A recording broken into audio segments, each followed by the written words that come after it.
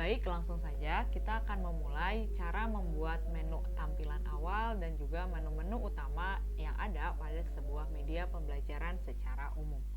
Di sini saya akan menjelaskan secara langkah-langkah dasar di mana secara terperinci ataupun pada kenyataannya teman-teman semua dapat mengembangkan lebih jauh sesuai dengan kreasi masing-masing. Di sini pertama-tama untuk membuat tampilan awal kita memerlukan scene pertama, yaitu starting scene yang ditandai dengan bentuk atau lambang bendera merah seperti ini dengan tulisan untitled scene, artinya scene ini belum memiliki nama. Oleh karena itu kita bisa mengganti atau memberikan namanya dengan cara klik kanan lalu ada box rename. Nah, di sini kita bisa mengubah namanya menjadi buka misalkan. Oke, pertama-tama kita akan membuat dulu menu tampilan awal. Nah, di sini untuk menu tampilan awal kita akan mengklik terlebih dahulu untuk masuk ke slide. Nah, di sini ada untitled slide sebagai slide awal. Nah, kira-kira memang jika dilihat mungkin tampilan secara kasat mata seperti ini, proporsinya mungkin kurang mengenakan. Nah, untuk teman-teman bisa mengganti ukuran layout ke bagian desain, lalu ada story side setup.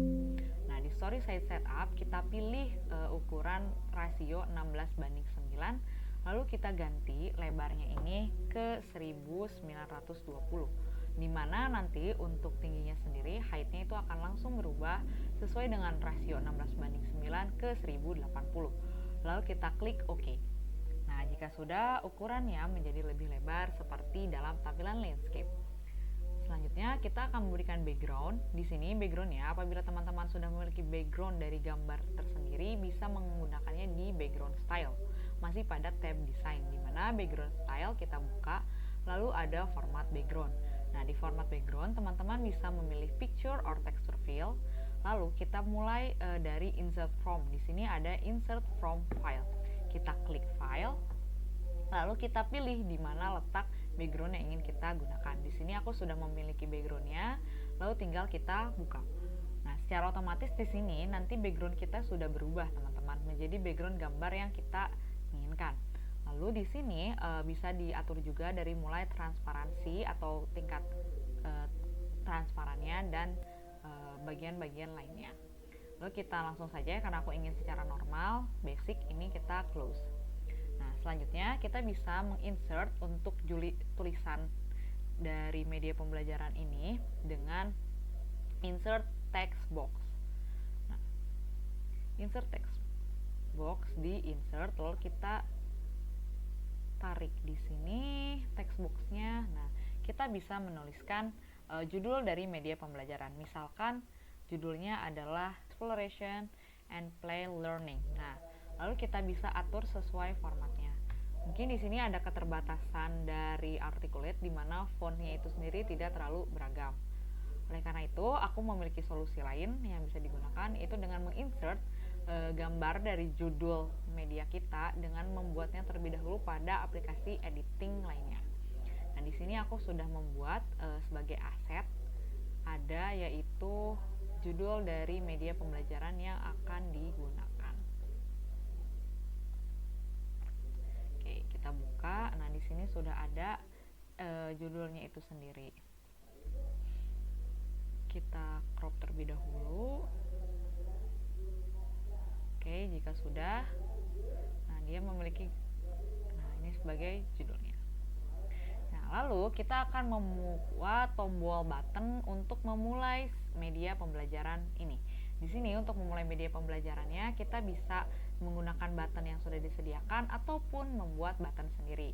Nah, untuk lebih menarik, aku akan memberikan contoh membuat button sendiri dengan mengambil dari insert picture, di mana aku sudah menyiapkan buttonnya. Lalu kita klik start. Kita klik gambar startnya ini sebagai button. Kita atur terlebih dahulu ukuran dan posisinya. Oke. Jika ingin menjadikan gambar ini sebagai button, kita bisa memberikan efek button dengan mengaktifkan state yang ada pada page navigation di bagian bawah. Nah, untuk state ini kita pilih tombol atau gambar yang ingin kita jadikan tombol, lalu kita pilih edit state. Nah, di state-nya ini kita pilih duplicate state, kita pilih yang pertama yaitu yang hover, lalu kita add, lalu kita pilih yang kedua yaitu yang down, dan kita pilih yang ketiga yaitu yang selected, dan kita add. Nah, lalu kita kembali lagi ke bagian hover, kita klik dulu state-nya di bagian hover, dan kita klik kanan pada gambarnya, lalu kita masuk ke format picture. Nah, di format picture-nya ini, karena state ini bertujuan menjadikan gambar tadi sebagai sebuah tombol, maka kita dapat memberikan efek ataupun ilustrasi seperti tombol, dimana kita akan mengganti brightness-nya. Yang pertama ini menjadi 50%, lalu kontrasnya juga kita ganti menjadi 50%, dan kita ganti modenya itu ke lighten. Nah, sebenarnya ini nanti tampilannya akan jadi seperti ini saat kursor kita mengklik atau melewati gambar tersebut, sehingga seolah-olah berubah seperti tombol. Untuk opsi format picture ini bisa disesuaikan dengan kebutuhan ataupun keinginan teman-teman pembuat sekalian. Jika sudah, kita close, lalu kita berpindah ke yang down dan ulangi format yang sama itu, tetapi dengan mode ataupun variasi yang berbeda. Di sini aku menggunakan untuk yang down itu kita gunakan 15% untuk brightness, dan kontrasnya itu adalah 96%, dengan modenya itu adalah linear dodge. Nah, sehingga nanti ketika dia terklik down, dia akan lebih gelap dan menunjukkan atau mengindikasikan bahwa gambar ini diklik seperti tombol. Lalu kita close. Nah, jika sudah, untuk yang selected aku tidak ubah, hanya pada tampilan normal saja. Oke, selanjutnya kita pilih down editing state. Nah, jika sudah seperti ini, secara keseluruhan media tampilan awal sudah dapat digunakan. Selanjutnya, aku ingin memberikan sebuah tips ataupun tambahan di mana kita bisa membuat ilustrasi agar peserta didik dapat mengisi terlebih dahulu daftar nama mereka, di mana itu kita mulai dengan home, kita kembali ke tab home, lalu kita pilih new slide. Nah, di new slide ini kita pilih backgroundnya. Nah, untuk melakukan penggantian background atau format background bisa dilakukan dengan cara yang sama seperti tadi. Di sini kebetulan aku melakukannya dengan cara yang sama karena sudah memiliki background sendiri. Aku pilih background yang ini, lalu aku apply dan aku buka. Nah, jika sudah seperti ini. Oke. Lalu aku akan memberikan beberapa dekorasi elemen untuk tempat pengisian dari peserta didik ataupun nanti pengguna dapat melakukan isi daftar login seperti itu. Jadi halnya sama seperti membuat ilustrasi login pada sebuah aplikasi. Nah, seperti ini. Lalu aku tambahkan untuk boxnya.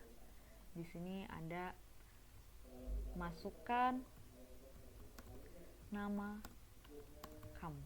Nah, lalu aku editing lagi tulisan-tulisannya. Oke. Nah, kita perbesar. Selanjutnya kita ini buat di sini untuk nama.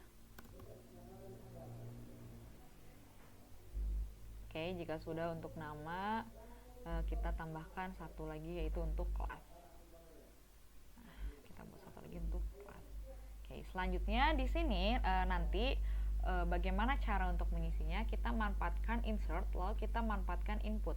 Di sini ada input data entry. Nah, kita bisa menggunakannya lalu kita tambahkan gitu untuk menginput data entry-nya.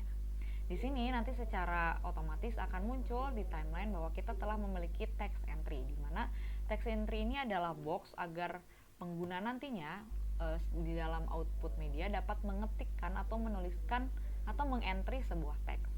Nah, set text entry ini nanti disebut text entry. Lalu kita buat dua, bisa dengan langsung duplikat atau melakukan format yang langkah yang sama seperti sebelumnya. Ini di sini aku menggunakan dengan duplicate. Nah, oke, sudah tertera ada dua text entry yaitu text entry dan text entry 1. Ini menunjukkan ada text entry pertama, lalu ada text entry ini kedua, di mana text entry pertama bernama text entry dan text entry kedua itu text entry 1 yang ada pada slide ini saja.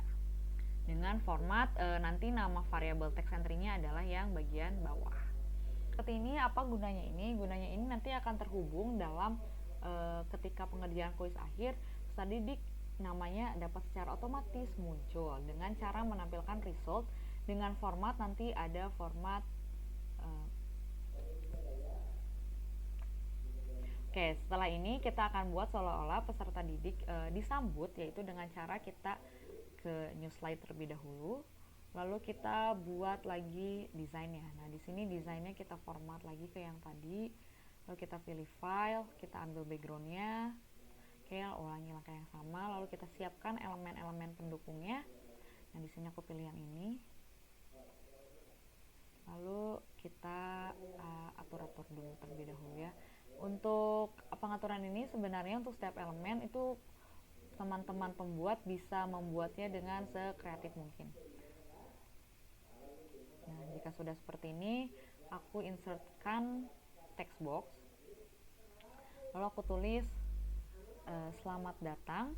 Nah, tadi untuk namanya itu kita bisa secara otomatis namanya akan tertulis di sini dengan cara kita lihat box entry untuk nama itu adalah text entry, maka kita tulis di sini selamat datang, kita gunakan tanda persen, text entry persen, nanti akan secara otomatis tulisan text entry dalam persen ini berubah menjadi nama sesuai yang telah diisikan oleh penggunanya. Text entry bla bla bla selamat datang di kelas. Nah, ini kita masukkan yang kedua, yaitu box text entry yang kedua itu adalah text entry 1. Maka kita ulangi format yang sama.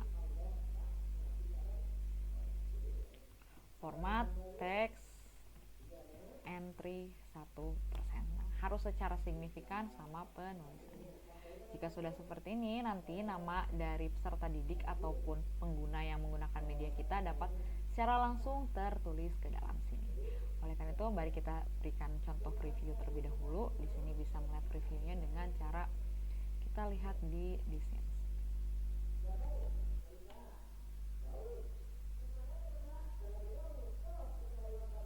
Nah, untuk melihat previewnya ini sudah terlihat bahwa tadi kita sudah menggunakan tombolnya. Sudah mengaktifkan tombolnya, lalu kita lihat di sini kita misalkan menuliskan nama Budi di kelas 8A. Nanti secara otomatis ke sini dia akan berubah menjadi selamat datang Budi di kelas 8A. Oke, untuk preview yang ini berarti menunjukkan bahwa kode kita telah betul. Selanjutnya kita akan menghubungkan bagaimana caranya agar slide-slide ini dapat terhubung secara otomatis. Tadi tombol start ini berguna agar media dapat langsung bergerak ke bagian pengisian nama. Maka kita buat start ini dengan memainkan triggernya, di mana kita klik gambar start atau tombol startnya, kita buat trigger baru dengan create a new trigger, lalu kita pilih jump to the slide dan kita pilih slide-nya itu adalah slide yang ada namanya atau untitled slide 1.2 yang ini. Lalu kita buat waktunya itu berubahnya trigger aktif saat user klik, di mana nantinya berarti ketika kita mengklik tombol atau gambar start ini, dia akan secara otomatis berpindah. Lalu untuk yang ini kita bisa ubah di sini juga agar otomatis pindah ke sini ketika data sudah diisikan, yaitu dengan cara create a new trigger. Lagi kita buat jump to the slide, kita pilih slide-nya slide yang ini 1.3, lalu kita buat ketika variabel sebentar. Oke, nah sekarang kita akan membuat gabungan antara slide yang ini agar secara otomatis dapat berpindah seperti slide yang tadi dari start ketika diklik langsung ke sini. Kita tambahkan tombol submit. Di sini aku menggunakan gambar lagi untuk membuat tombol submit. Kita buat terlebih dahulu. Ada submit. Nah, kita bisa berikan efek-efek yang sama seperti tadi. Di sini aku akan mempercepat cara pembuatan tombol submitnya ya.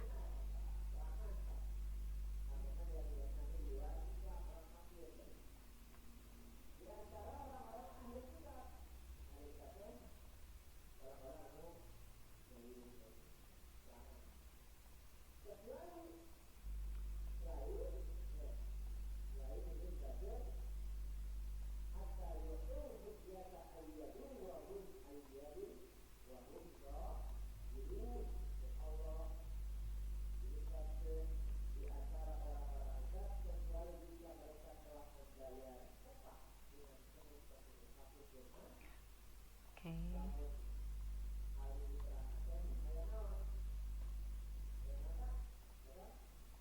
Oke. Down. Nah, di sini aku sudah menambahkan tombol submit seperti tadi. Lalu tombol submit ini kita aktifkan triggernya dengan cara create a new trigger. Lalu kita pilih jump to the slide juga. Lalu kita buat ke slide yang terakhir itu 1.3 untitled slide. Lalu kita buat saat aktifnya itu saat user klik juga. Lalu klik OK. Maka secara otomatis apabila kita lihat keseluruhannya itu akan menjadi tampilan media mulai. Kita klik start. Lalu kita misalkan masukkan namanya. Lalu kita submit. Nah, sudah selesai. Selamat datang. Lalu kita bisa close preview lagi. Oke, itu adalah untuk tampilan awal. Selanjutnya, bagaimana cara mengaktifkan tampilan awal ini secara otomatis ke tampilan menu-menu lainnya, dimana kita bisa mengaktifkannya juga dengan slide lain, dengan trigger lain. Maaf, di sini ada story view. Kita kembali ke story view dulu. Kita buat scene baru untuk menunya, dimana kita buat dari homepage ada new scene. Aku ubah terlebih dahulu namanya menjadi menu. Nah, jika sudah seperti ini, aku buat tampilan menunya ini kita siapkan terlebih dahulu untuk tampilan-tampilan menunya dengan cara seperti tadi. Kita insert gambar desain dan juga persiapkan menu-menu apa saja yang Andi butuhkan. Di sini aku akan mempercepatnya untuk bisa melihat hasil jadi dari menu yang telah dibuat. Baik, nah sekarang di sini aku sudah memiliki tampilan menunya seperti ini. Nah, untuk memindahkannya kita bisa menggunakan, kita kembali dulu ke slide tadi, slide terakhir dari tampilan buka. Lalu kita create a new trigger. Nah, kita pilih jump to the scene. Lalu kita pilih scene-nya itu adalah scene kedua, yaitu menu.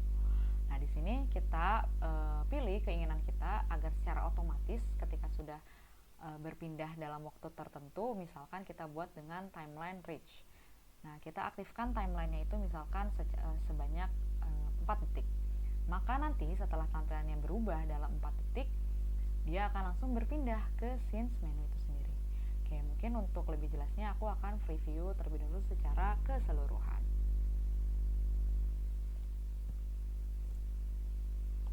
Nah, di sini kita bisa lihat dia sudah aktif tombolnya. Kita klik start. Lalu kita isikan nama kita, misal seperti ini. Lalu kita submit. Nah, dia sudah datang. Lalu dia akan otomatis ketika mencapai batas waktunya dia berpindah ke tampilan-tampilan selanjutnya. Nah, ini adalah tampilan-tampilan menu juga dengan tombol-tombolnya. Aku menggunakan bagian-bagian gambar ini sebagai tombol, sama halnya dengan yang tadi. Oke, mungkin sekian. Untuk membuat menu-menu lain dari menu ini dapat dilakukan hal yang sama, di mana kita bisa membuat scenes baru tergantung kebutuhan menu kita. Lalu kita mengaktifkan trigger berupa jump to the scene tertentu sesuai dengan pilihan tujuan kita. Sekian dan terima kasih. Sampai jumpa di video selanjutnya.